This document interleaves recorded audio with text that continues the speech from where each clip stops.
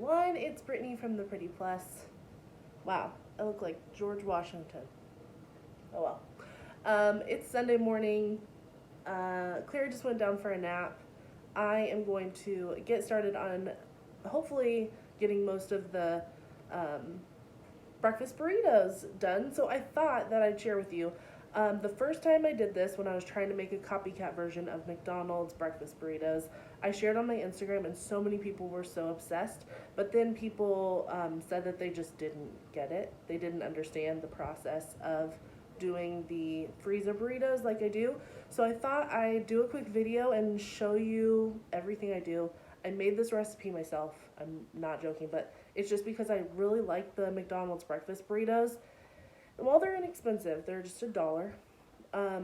You can make your own for way less than that, and I'll calculate it for you. I use a small tortilla for mine and a big one for Brett's. So if you were making them with all the small tortillas like they do at McDonald's, you could seriously make it for just a few cents for a burrito. And you could probably make 45 to 60 of them. But since I make some big size ones so Brett doesn't have to eat two, so he's eating less carbs obviously, then I don't get as many. But I still will make probably like 35 to 40. So it's still a great number, and I'll just get into it, show you guys what I have for the ingredients, and then I'll show you the process. So the ingredients are super simple. There's not a lot of ingredients, and I'm telling you that it will taste so similar to the ones at McDonald's. But I do the small tortillas. I got most of this stuff. I got this from Walmart and these from Walmart. But you can get everything at Aldi, and I have and usually do. It's just that our Aldi was closed for a while, so I was collecting the ingredients, and anyway. I got a pack of the small tortillas, and then 2 packs of the large tortillas. Actually, these are the medium size. So these were $1 or $2 for the pack, and then 89 cents a pack here. The only spices you'll need are some minced onion. McDonald's uses like freeze-dried onions in everything they do instead of using fresh onions, and so these work really well. They're just dried. And then salt to taste. A can of Rotel. This is the Casa Mamita from Aldi brand. You'll drain this, so you don't use the juices, just the tomato and onions.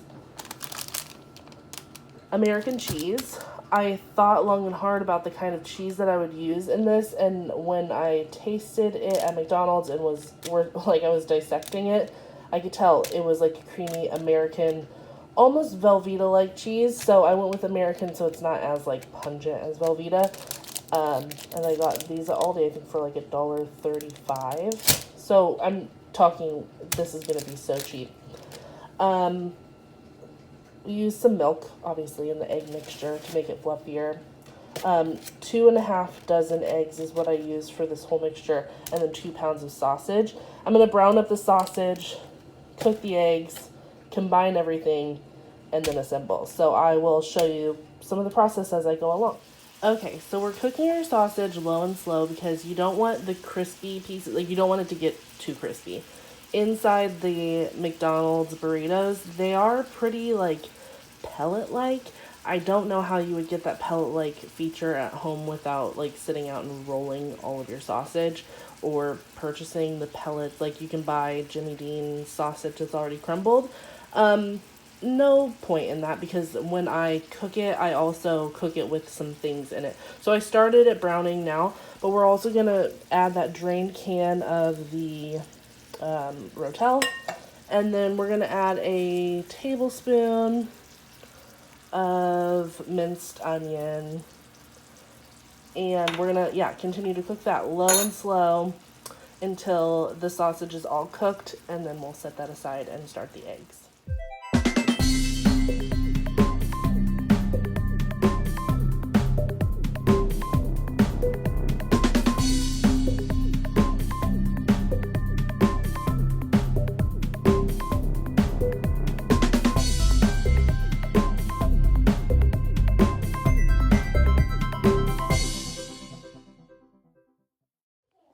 Okay, my niece is here now, so you may hear her in the background. Oh my gosh, my whole nail polish came off somewhere. I hope it's... Oh, I was washing dishes. It probably came off in there. Anyway, she's here reading a book, so you may hear her in the background, probably waking up my daughter. But I have 2.5 dozen eggs in here. I'm adding 1.5 cups of milk. And then I'm adding salt to taste. You don't have to do this if you don't want salt. I can tell that they do season it with some salt. Just do what you're comfortable with, but the pork sausage is pretty salty anyway. So then I'm gonna mix this up and take the sausage off. I'm gonna take the sausage off of the pan and put it into a mixing bowl, and then I'm going to mix this up, put it on the stove, and cook it low and slow. So we have transferred the sausage mixture to a big mixing bowl, like it's really big, and then now we have the eggs in the pan, and it is cooking low and slow. You want it to be still kind of runny, a custardy mix. You do not want to cook them until they're dry, because you're putting them in the freezer and you're cooking them again later in the microwave. So much better to leave them a little bit runny, very light and custardy, and that's how McDonald's has them anyway. So then when you're done with cooking it, we're going to mix the two together and add the cheese.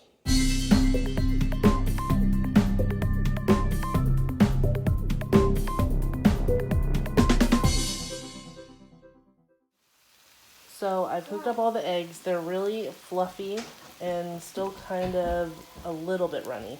Not anything crazy. I'm going to put them into here and then add the cheese, and I'll show you what that looks like. I'm just breaking up the eggs, and then I'm going to mix it in a little bit, and then I'm going to add in the cheese.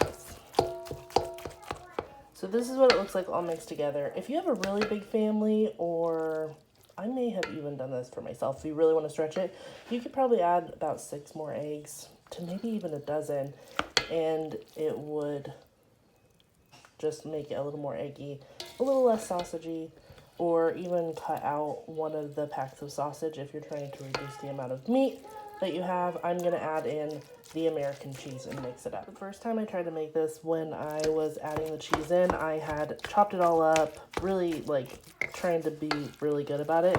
However, the cheese all stuck together and they ended up being little blocks. So this time I've just thrown in full pieces and I just chop them up like this. Very fancy. I'm just mixing it in and letting it melt. So it's all mixed in now. You can still see bigger pieces, but again, we're freezing this and heating it up again so the cheese will melt. I'm taking, this is about 1/4 cup, and that's the mixture I'll use for the size I'll use for the small ones. Then I'll use 1/2 cup for the bigger ones. I'm just going to put it on the tortilla, wrap it up, and I'll show you that process too. So I've cut up little pieces of parchment paper, and that's what I'm going to roll the burritos in. I don't need them to be super big because I'm rolling them. They're going to be stuffed like about this size. So then I'll just roll them in parchment paper, and I'll put them in a freezer bag and freeze them, and then take them out one at a time whenever we need them. So again, about a spoonful. It's probably about, I don't know, 1/4, like an 1/8 cup, maybe not a 1/4 cup. Okay, so I have all the burritos wrapped. I got 20 of the small ones and I put them into these containers, and then I got 19 of the big ones because I just underestimated the amount that I was just putting too much into each of them. But I'm gonna I have them all wrapped up in the wax paper or the parchment paper. I really don't care. You could use tin foil if you want to. And then put them in the freezer, and we'll have half of them for, not even half, we'll have almost half of them for breakfast this week, and then in a few weeks we'll do it again. So that is a wrap on my frozen burritos, my Copycat and McDonald's burritos. Yeah, they're really, really easy to make, and I made them to taste pretty much exactly like the McDonald's burritos, but you can always switch it up. You can do turkey sausage, different ingredients added in, different cheeses. The premise of it is just that I was trying to make them taste exactly like the McDonald's ones, but you can make them taste like whatever you like, and then it's so easy to just have them in the freezer. I think that kids would like them too, so if you have kids and they're trying to get out the door early in the morning, you don't have to make breakfast every day. They can pop it in the microwave themselves. So if you enjoyed this video, be sure to like, subscribe, comment, all that good stuff. I wrote out the blog post with the recipe, and that's linked below, so you can do that, pin it for later, whatever your little heart desires. Thank you so much for watching. Bye, guys.